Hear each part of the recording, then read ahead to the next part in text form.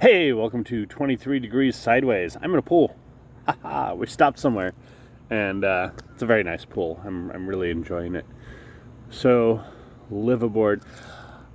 Someone on more Reddit questions. I've got like a stack of 17 or 18 of these, and I really should get through them. Someone asked about living in Victoria, British Columbia. And I don't really know Victoria, like I don't know their area, but a lot of people are telling them, it's not going to be cheaper than rent. Once you think it is, then you get into projects and then it never is, and you never know what you're getting into. And maintenance and this, and how you need to learn to sail better, and all the standard questions. And the person is asking, of course, what do we need to live on? What size boat? And that's always the wrong question. That's always the wrong question. Give you an example of some stuff that we've been looking at recently, or people we've known and talked to. The O'Day 28, we have a friend who's got one and just upgraded to a larger boat for his retirement. And the 28 is a perfectly, he has spent months with his wife cruising on it, and it's a perfectly fine live-aboard boat. It's perfectly good for a couple, if you can do it. But I don't think that if you can't do it, that being on a 34 or 36 footer is going to magically make it possible, because you still have to live on a boat. And that's, I know a family that has had 4 people full-time live on an Odin 28, which is a trailer sailor. Now, they did have there's a couple of caveats. There's a couple of things with that particular family. One is that they didn't have to stay on it all the time, and they did have, a truck that they could use to tow it when they needed to. And there's a lot of that in the live-aboard community. That's kind of a hack.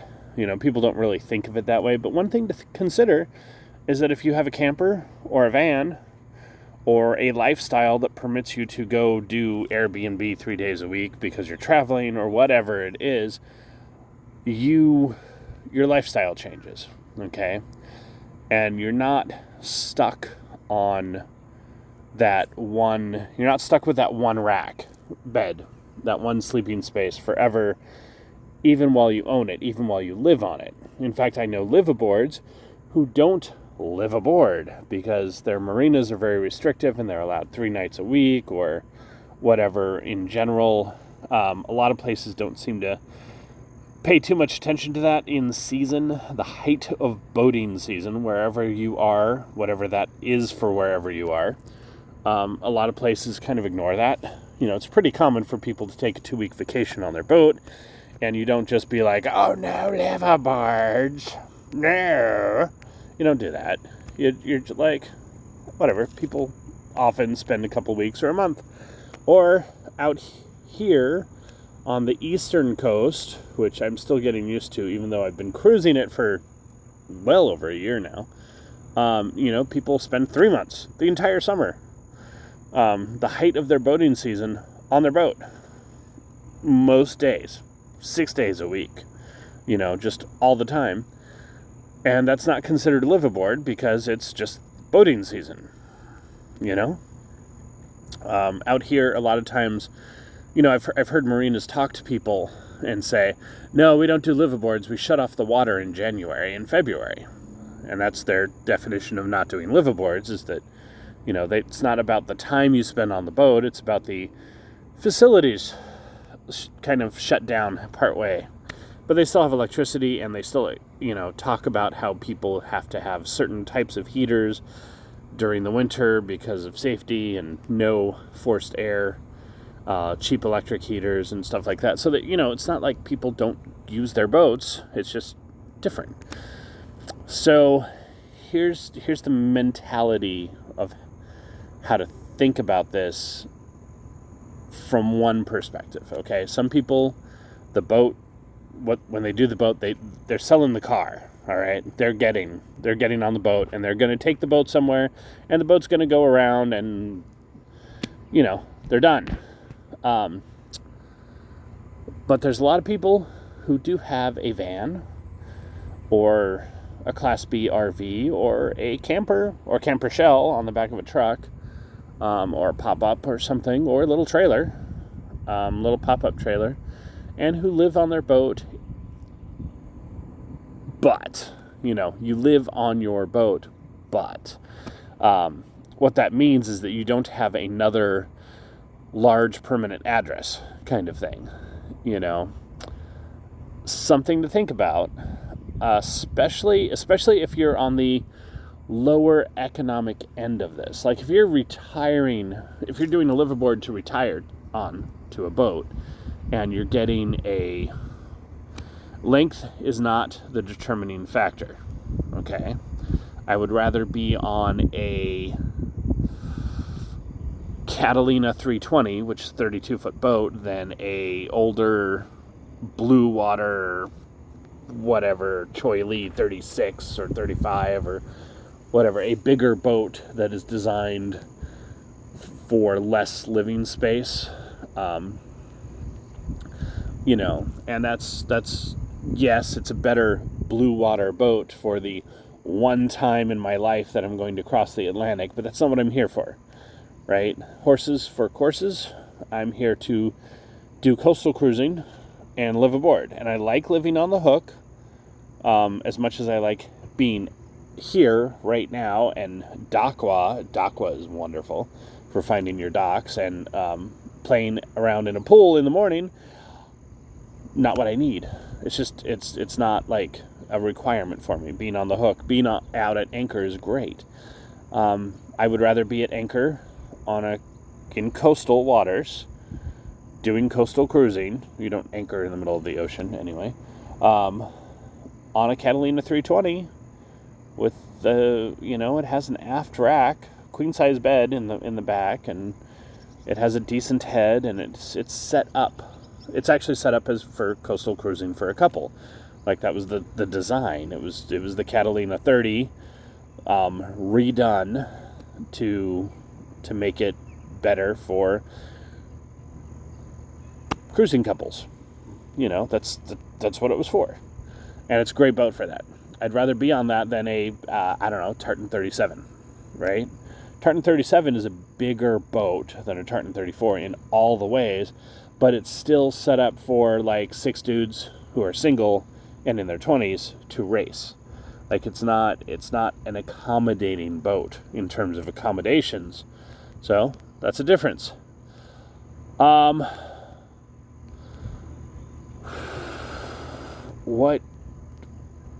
So size isn't everything.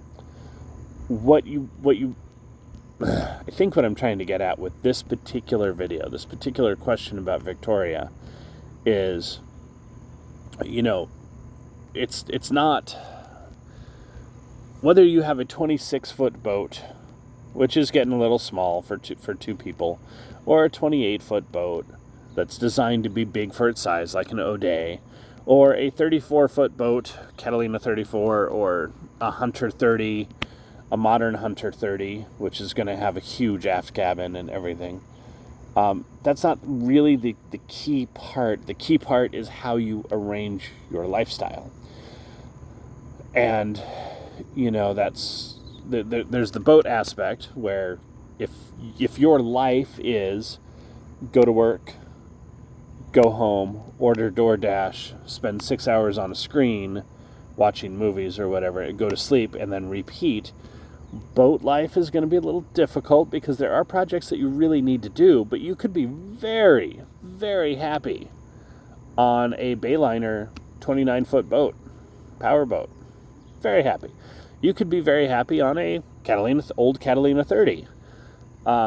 Just if you're spending all your time watching movies and not doing little boat projects, you don't enjoy hanging out in the evening with a rum drink doing your varnish or whatever it is. I don't tend to do the drinking part as much, but I like hanging out in the cockpit and doing projects. Like, I really enjoy it. If you don't like that, maybe it's not quite the lifestyle that, that people are expecting you to want. People are all about maintenance, and there's a lot of boat projects to do.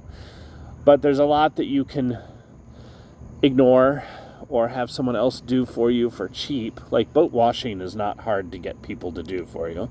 It's not terribly expensive if you're not a yachty. If you're a yachty and you want to like do the white glove treatment around every snap to see if it properly got lubed with petroleum jelly, because that's what boat washing means to some people.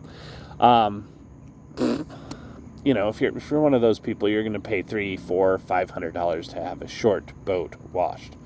If you need someone to come down and hose it off and use a scrub brush and use some pink soap, it's not hard. Like if it's just not your thing, it's not hard to do. You know, engine maintenance, basic engine checkups, a couple times a season, a couple $100. You know, people can do the work. So if you're not really into the boat maintenance, you want to live on a boat, you can. I would suggest looking at it in terms of, just for ease, in areas like Victoria, which is hard to find a liveaboard slip. Okay, that's the thing. It's hard to find a liveaboard slip. For ease of everyone's life, go get the boat, go get the slip, and have somewhere else to sleep half the week. Okay, no one's going to complain if you spend the night on your boat a couple nights a week, 3 nights a week, sometimes 4 nights a week, especially if it's split. Like if you're spending Friday, Saturday night, and then you come out Tuesday, Wednesday night. Like people don't really usually sit down and log exactly when you're at the boat like that. If you spend Sunday night, Monday night, Tuesday night, Wednesday night, Thursday night, Friday night, and then skip Saturday night, and you repeat that often enough, then people are going to notice. You know, that's if you're sneaking and you're not living aboard with full sanction and fees, that's just part of how it goes. You don't live aboard, you visit aboard. And that's totally, there's nothing wrong with that. It's totally doable, depending on where you are. So if you're in a place where the rent for a studio apartment is $2,000 a month, I don't know, Scottsdale comes to mind, but there's no boats in Scottsdale, but San Diego, many parts of San Diego, having a boat on a slip and doing your 3-4 nights a week there and working your regular day job and having a couple nights a week somewhere else still might be less than $2,000 a month for the rent. There's still, it's still valid. I know people who have 2 boats in different marinas, in different states, and they go back and forth. They work remotely, and they have a boat. I know someone who has a boat on a mooring in Rock Hall, Maryland, and the marina doesn't do liveaboards, but they have people who are there for the season. Like they don't consider it a liveaboard if you're there from the end of May to October. That's not liveaboard, that's season. It's just the boating season. People hang out on their boats all season. But I know someone who has a boat on a mooring in Rock Hall and then another boat in South Carolina.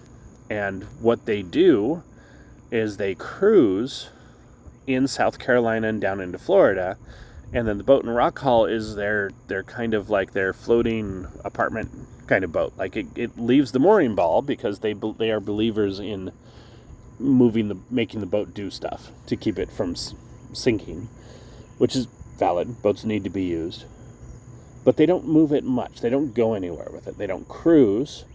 That's just where they spend the most of their working time when they're working and stuff. That's great. And yes, that's actually cheaper than maintaining a full house in like Baltimore or something, like in an expensive area. I think they told me they're paying less than $200 a month in South Carolina. So, and they're on a mooring ball in Rock Hall, so that's not a whole lot of expense. So think about that. It's an option as well. The Trailer Sailor family, which is no longer on the Trailer Sailor, they're on a much larger boat. They did fine. They did absolutely fine.